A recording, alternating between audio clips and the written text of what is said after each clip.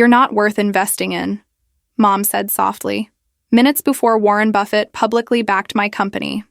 My name is Victoria Chen, and at 28, I never imagined that the most devastating words of my life would come from my mother's lips just minutes before Warren Buffett would change everything.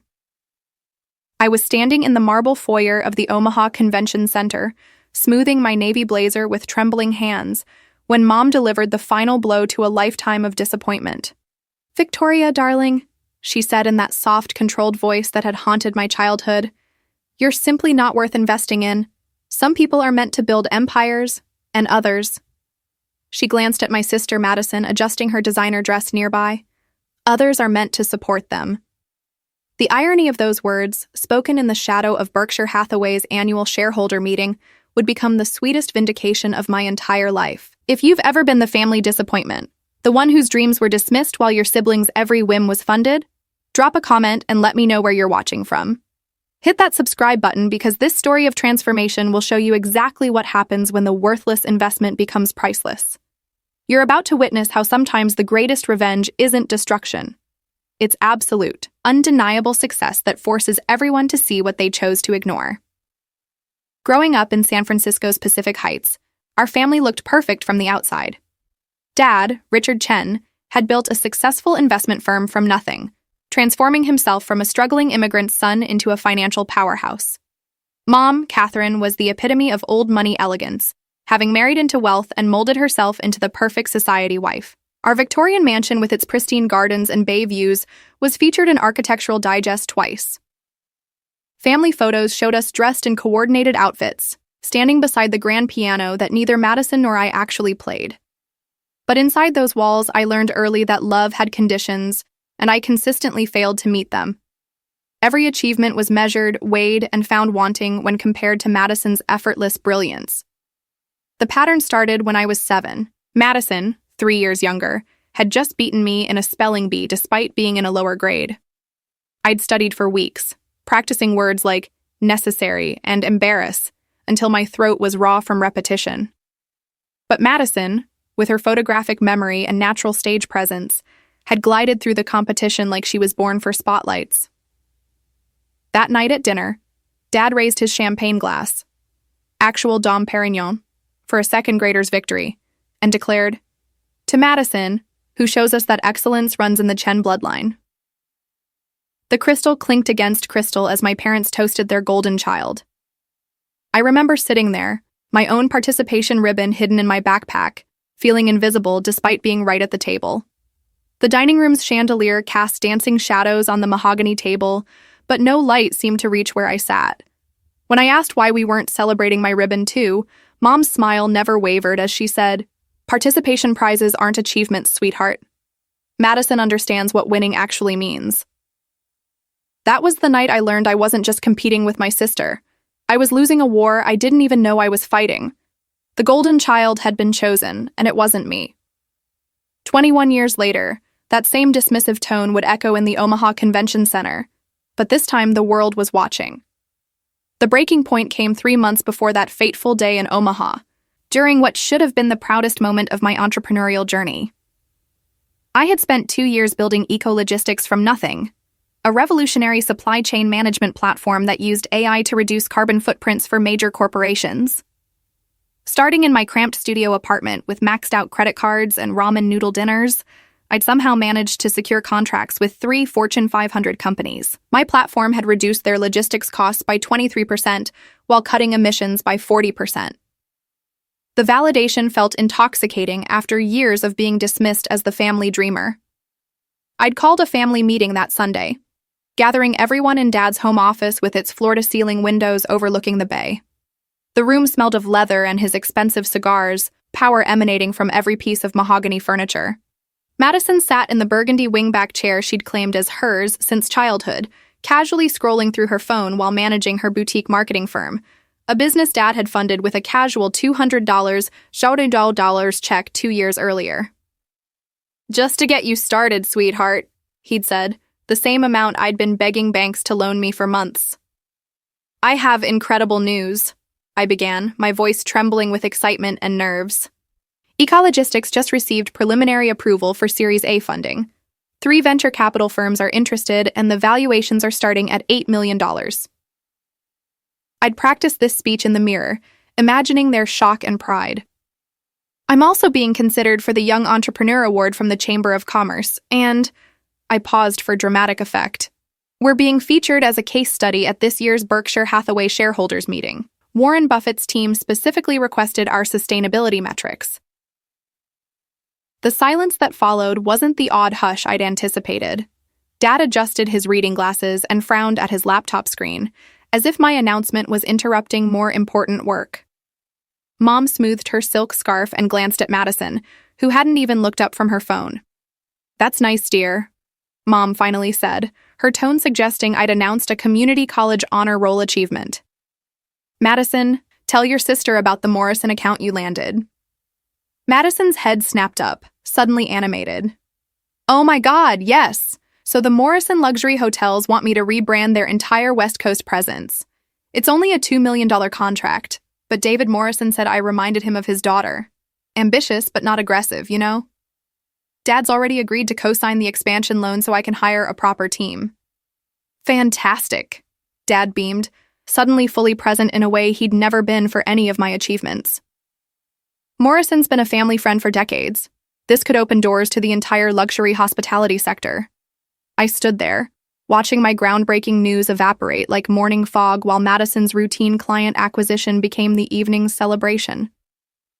"Did you hear what I said about Berkshire Hathaway?" I pressed, my voice smaller now. "Warren Buffett's team specifically." "Victoria," Mom interrupted gently, that soft tone that always preceded devastation. "You know we're proud of your little computer project, but Madison's securing real relationships with established companies.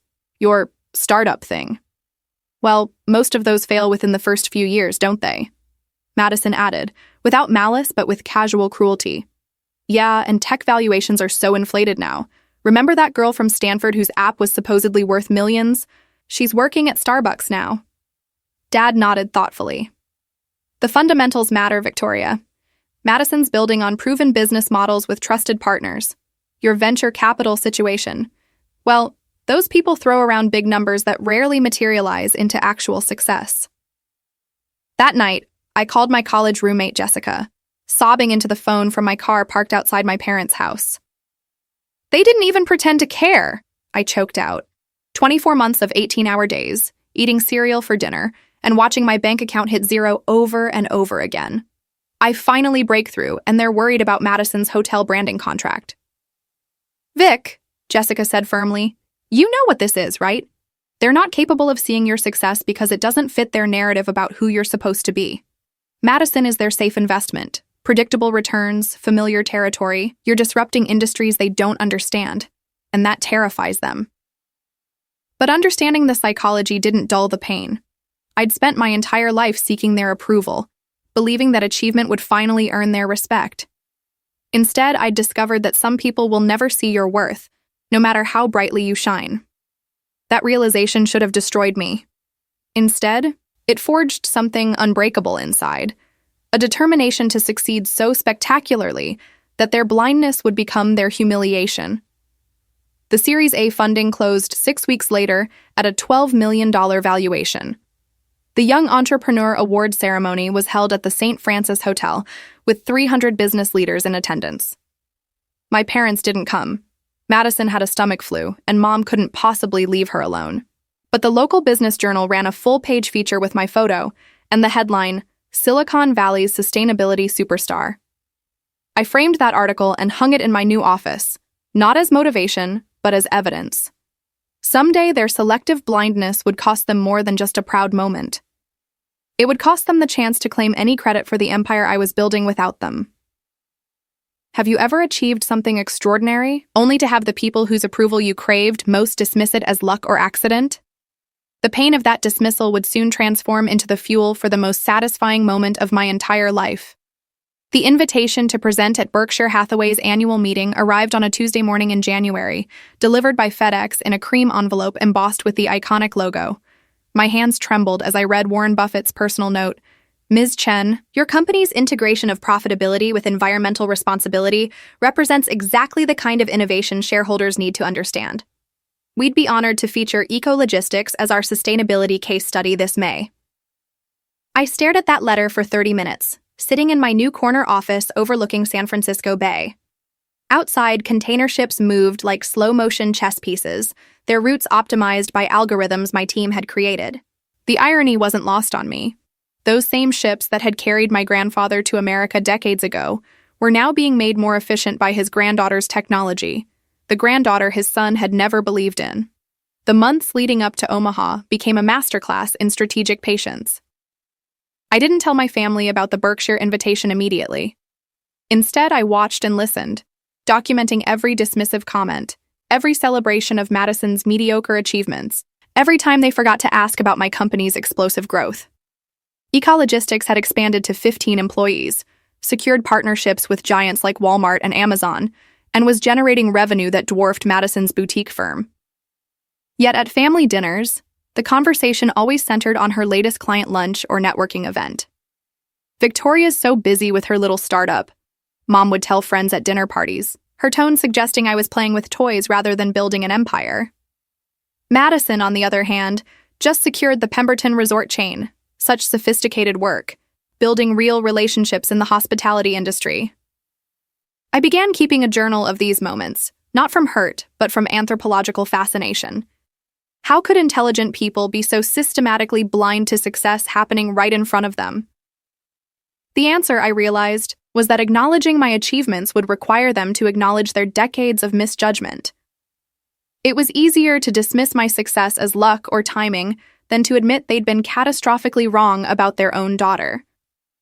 Meanwhile, my little startup caught the attention of McKinsey & Company, who featured us in their quarterly sustainability report. The Harvard Business Review published a case study on our revenue model. TechCrunch ran a cover story titled "The Quiet Revolution: How Ecologistics is Redefining Corporate Responsibility." Each accolade was met with family silence or casual topic changes. Madison's hiring of a second marketing coordinator received more enthusiastic discussion than my company's inclusion in Fast Company's most innovative companies list. The psychological warfare was subtle, but systematic. During Christmas dinner, Dad mentioned his concern about all these tech bubbles bursting, while praising Madison's stable, relationship-based business model. When I bought my first real apartment, a stunning 2-bedroom in Soma with floor-to-ceiling windows, Mom worried aloud about overextending financially on startup money that might not last. Madison's lease on a basic 1-bedroom in the marina, subsidized by Dad, was described as smart financial planning. But I was no longer the desperate daughter seeking validation. I was a strategist, and every dismissal was data. I began planning not just my Berkshire presentation, but the moment when their carefully constructed narrative would shatter completely. The beauty of their blindness was that they had no idea what was coming. They'd positioned themselves as the family experts on business and success, never imagining that their unsuccessful daughter was about to be validated by the most respected investor in the world. 3 weeks before Omaha, I hired a documentary filmmaker to capture the shareholders' meeting. "I want every moment recorded," I told her. "This isn't just a business presentation. It's the end of one story and the beginning of another." She looked puzzled until I explained the family dynamics. "Oh," she said, understanding dawning.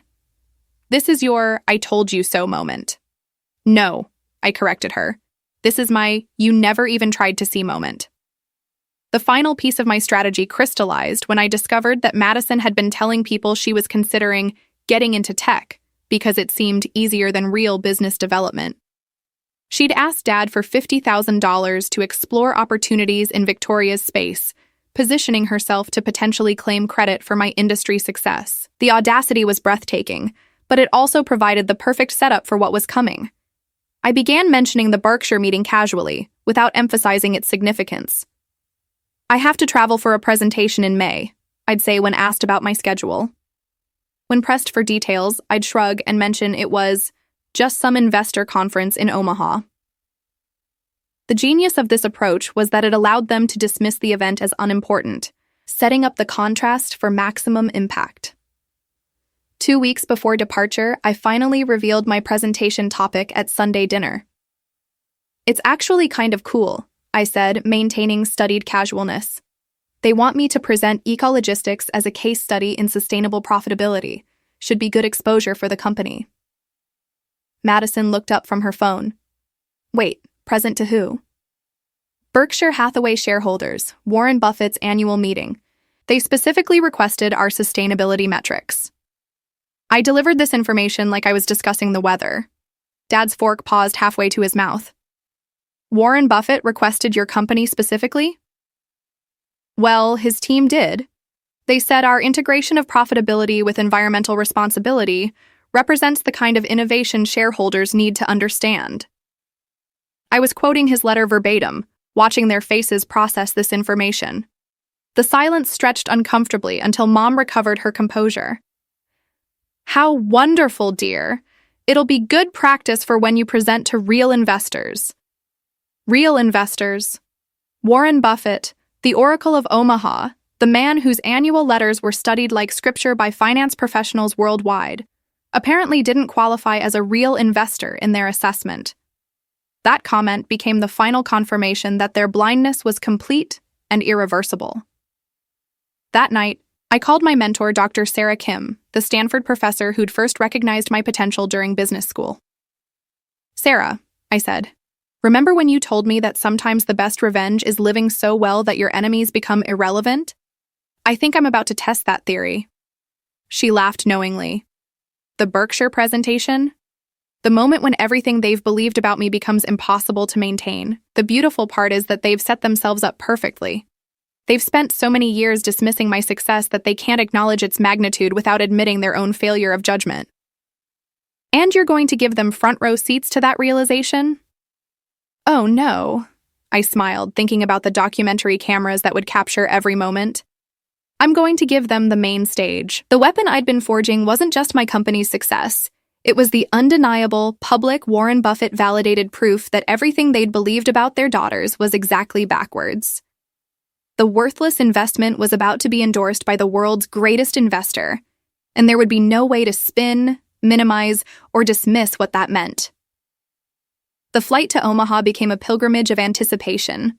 I'd reserved 3 first-class seats, one for myself, one for my documentary filmmaker Sarah Rodriguez, and one for the family member who'd surprisingly requested to join me, my younger cousin David, Dad's nephew who worked as a financial journalist for Bloomberg. David had always been the family's neutral observer, watching our dynamics with the trained eye of someone who reported on corporate power struggles for a living. Vic, he'd said when calling to request permission to cover my presentation, I've been watching your family dismiss your success for years. This Berkshire thing. Do you realize how unprecedented it is for Buffett to feature a startup this young? I need to document this story, both professionally and personally. David understood what my parents couldn't see. That being selected by Berkshire Hathaway wasn't just business success, it was a cultural earthquake. Warren Buffett had built his legend by identifying value where others saw none, by recognizing potential that escaped conventional wisdom. His endorsement would transform me from Victoria with her little computer project to someone whose vision had been validated by investment royalty. The documentary team had been following me for weeks, capturing the quiet confidence that had replaced my childhood desperation for approval. In one particularly revealing scene filmed at my office, Sarah asked me about my parents' expected reaction to the presentation. The beautiful thing about truth, I said, organizing my presentation materials, is that it doesn't require anyone's permission to exist. For 28 years, my family has operated under the assumption that Madison's conventional success represents real achievement, while my innovation represents impractical dreaming. Tomorrow, Warren Buffett will spend 30 minutes explaining to 40,000 investors why their assumption was exactly backwards. Mom had initially declined to attend the shareholders meeting, claiming she couldn't possibly miss Madison's important client dinner with a potential luxury spa chain. It was Dad who insisted they come, though his motivation wasn't parental pride, it was business curiosity. If Buffett's really featuring Victoria's company, he'd reasoned aloud, there might be investment opportunities worth exploring. Even their decision to attend was transactional. They weren't coming to support their daughter. They were coming to evaluate whether my success might finally be useful to them. The psychology was perfectly consistent. Victoria's achievements only mattered if they could be monetized or leveraged for family benefit.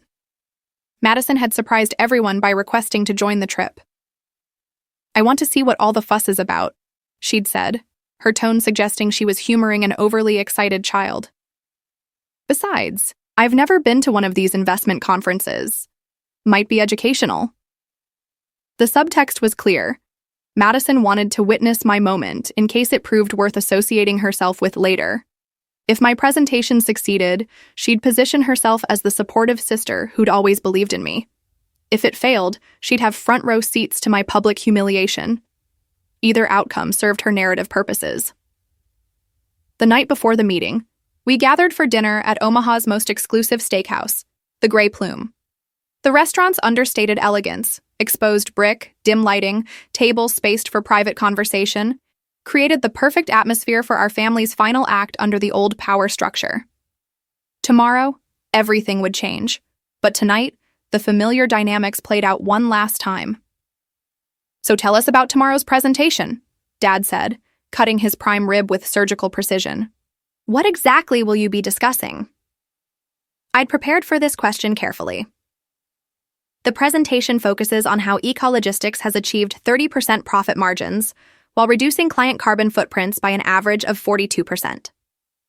Buffett's team is particularly interested in our revenue scalability model and the competitive advantages created by our sustainability focus. Madison looked confused.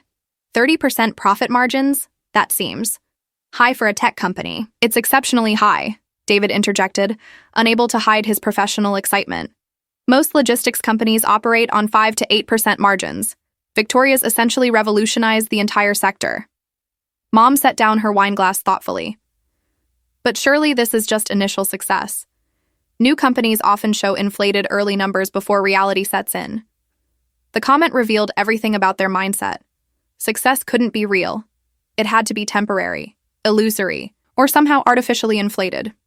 The alternative, that their worthless investment daughter had built something genuinely revolutionary, remained unthinkable. "Actually," I said calmly, "our margins have increased each quarter for 8 consecutive quarters. Last month's revenue was 340% higher than the same period last year. We're adding an average of 3 major corporate clients monthly, and our client retention rate is 97%. The numbers hung in the air like artillery shells waiting to explode. Dad's financial background made him immediately understand their significance. Those metrics indicated not just success, but systematic, sustainable, industry-dominating success. "Those numbers would make Ecologistics one of the fastest-growing companies in any sector," he said slowly. "According to Inc. magazine, we're the 3rd fastest-growing private company in California," I confirmed. "The 2 companies ahead of us required significantly more initial investment and have lower profit margins." Madison's expression shifted as the implications crystallized. For the first time, she was genuinely seeing me, not as her struggling older sister, but as someone who'd achieved the kind of success she'd only dreamed about. The recognition was uncomfortable for both of us. It rewrote the entire sibling dynamic we'd operated under for decades. "Victoria," Mom said carefully, "why haven't you mentioned these achievements before?" The question was simultaneously revealing and absurd. I'd been mentioning my achievements constantly. They'd been systematically minimizing them for years. But asking why I hadn't mentioned them implied they'd been receptive to hearing about my success, which we all knew was false. "I've mentioned them every time we've talked," I replied evenly.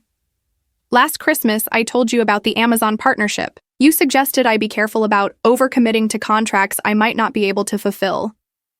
When McKinsey featured us in their sustainability report, you warned me about getting too excited about publicity that might not translate to real business. Every achievement I've shared has been met with concern about its sustainability or suggestions that I'm overestimating its significance."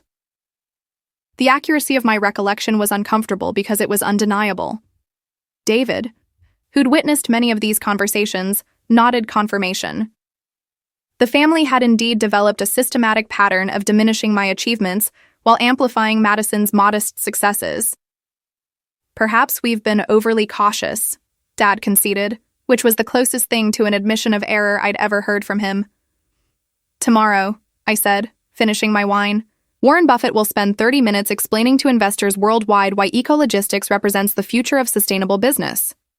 The presentation will be live-streamed to approximately 200,000 viewers and covered by every major financial publication. This isn't a family dinner where my achievements can be minimized or dismissed. This is the global business community's most respected forum, and they've chosen my company as their featured case study. The silence that followed wasn't uncomfortable. It was anticipatory. For the first time in our family's history, my parents were beginning to understand that they'd fundamentally misjudged their daughter's potential. The golden child versus worthless investment narrative was about to be publicly, irreversibly shattered. But the real earthquake was still 12 hours away. The Omaha Convention Center buzzed with the electric energy of 40,000 investors gathering for capitalism's most important annual pilgrimage. I stood in the presentation staging area, watching through the curtain as Warren Buffett and Charlie Munger took their seats on the main stage. The documentary cameras captured every moment as I adjusted my navy blazer, the same blazer Mom had criticized that morning as perhaps too bold for such a conservative audience. Victoria Chen, 5 minutes to stage, the event coordinator announced, his voice cutting through my pre-presentation calm. I'd delivered this presentation dozens of times to venture capitalists, corporate boards, and industry conferences, but this moment carried different weight. This wasn't just about business success. This was about family vindication decades in the making. My parents sat in the VIP section, their expressions ranging from nervous curiosity to barely concealed anxiety. Dad kept checking his phone, perhaps hoping for last-minute work emergencies that might excuse an early departure. Mom maintained her society smile while scanning the crowd, likely calculating which prominent attendees she could mention at future dinner parties. Madison fidgeted with her designer purse, her discomfort obvious as she realized she was completely out of her depth in this environment. David positioned himself with the financial journalists, his Bloomberg credentials securing prime access to document what he'd begun calling the family reckoning. Sarah Rodriguez moved between camera positions, capturing not just my presentation preparation, but my parents' pre-show dynamics. The contrast was stark. I radiated quiet confidence while they projected social anxiety about being in unfamiliar territory. Ladies and gentlemen, Warren Buffett's distinctive voice filled the convention center. We're pleased to present a company that embodies everything we believe about sustainable competitive advantages. Ecologistics has achieved what many thought impossible: higher profits through environmental responsibility. Please welcome CEO Victoria Chen. The applause was thunderous as I walked onto the stage, the sound washing over me like validation itself. 40,000 investors, pension fund managers, hedge fund titans, family office directors were applauding my appearance at the most exclusive business event in the world. I caught a glimpse of my parents' table. Dad's mouth was slightly open, Mom's forced smile had become genuinely surprised, and Madison was filming with her phone, perhaps finally understanding the magnitude of what she was witnessing. "Thank you, Mr. Buffett," I began, my voice carrying clearly through the vast space. 2 years ago, ecologistics existed only as an idea that conventional wisdom said wouldn't work, that environmental responsibility and exceptional profitability were mutually exclusive. Today, we've proven that the most profitable path forward is often the most sustainable one. I clicked to my first slide, a graph showing ecologistics' revenue growth trajectory. The hockey stick curve drew impressed murmurs from the audience. In 24 months, we've grown from zero revenue to $47 million annually, with profit margins of 32%, nearly 4 times the industry average. From the audience, I heard Madison's sharp intake of breath. 47 million. The number hung in the air like a revelation. Her boutique marketing firm's annual revenue was roughly $800,000. My little computer project was generating nearly 60 times her established business. But profitability metrics only tell part of our story, I continued, advancing to environmental impact slides. Our clients have reduced carbon emissions by 2-3 million tons annually, while cutting logistics costs by an average of 28%. We've proven that sustainability isn't just ethically superior, it's financially superior. Warren Buffett leaned forward, clearly engaged. "Ms. Chen, walk us through the competitive advantages that create these exceptional margins." For the next 25 minutes, I detailed the proprietary algorithms, strategic partnerships, and market positioning that made ecologistics nearly impossible to replicate. I explained how our AI-driven route optimization didn't just reduce fuel costs. It created entirely new efficiency standards that competitors couldn't match without rebuilding their systems from scratch. Every technical detail reinforced the same conclusion. This wasn't beginner's luck or temporary market conditions. This was systematic innovation creating permanent competitive advantages. The audience's engagement was palpable. CEOs took notes. Pension fund managers asked detailed questions about scalability. Hedge fund partners inquired about investment opportunities. These weren't people easily impressed by startup presentations. They were recognizing something genuinely revolutionary. The sustainability sector has historically struggled with the perception that environmental responsibility requires profit sacrifice, I concluded. Ecologistics has definitively proven that perception false. The companies achieving the highest environmental impact are increasingly the companies achieving the highest financial returns. This isn't just good business, it's the future of business. The applause was longer and more enthusiastic than for any previous presentation. Warren Buffett stood, leading a standing ovation that rippled through the entire convention center. 40,000 investors were on their feet, celebrating not just my company but the validation of sustainable business models that many had dismissed as idealistic. "Thank you, Victoria," Buffett said as the applause died down. "Ladies and gentlemen, this is exactly the kind of innovation that creates lasting value. Ecologistics represents the future, companies that generate exceptional returns precisely because they solve important problems." As I left the stage, the magnitude of what had just occurred began settling in. I'd presented Ecologistics to the world's most sophisticated investors and received their enthusiastic endorsement. Warren Buffett himself had called my company the future. The validation was complete, public, and utterly undeniable. Walking toward my family's table, I watched their faces process what they'd witnessed. The daughter they deemed not worth investing in had just been celebrated by 40,000 investors as representative of business evolution itself. The cognitive dissonance was written across their expressions, years of dismissive assumptions colliding with Warren Buffett's public endorsement. But the real shock was still coming. As I approached their table, an event coordinator intercepted me with an urgent message. "Ms. Chen, Mr. Buffett would like to speak with you privately. There's been an unexpected development." The family watched as I was escorted toward the VIP area, curiosity and confusion evident in their expressions. Whatever was happening, it was clearly beyond their initial expectations for this event. In the private meeting room behind the main stage, Warren Buffett waited with 3 other men I recognized from photos: Todd Combs and Ted Weschler, Berkshire's investment managers, and Abel Gregory, the company's vice chairman. The gravity of their presence suggested this wasn't a casual congratulatory meeting. "Victoria," Buffett began, his legendary directness immediately apparent, "your presentation exceeded our already high expectations. More importantly, our analysis of Ecologistics' financials and market position has led to an interesting conclusion." He paused, studying my expression. "Berkshire Hathaway would like to acquire a minority stake in your company. We're prepared to offer $200 million for a 25% equity position, valuing Ecologistics at $800 million. The room spun slightly as the offer registered. $800 million. In 2 years, I'd built a company that Warren Buffett valued at nearly $1 billion. The same parents who'd worried about me overextending financially were about to discover their daughter was officially worth more than $600 million. "There's one condition," Buffett continued. "We'd like to announce this investment publicly, today, as part of our commitment to sustainable business models. Are you prepared for that level of visibility?" Through the meeting room's windows, I could see my family still sitting at their table, probably wondering why my brief congratulatory meeting was extending so long. In 30 minutes, they'd discover that their worthless investment daughter had just become one of the youngest female billionaires in American business history.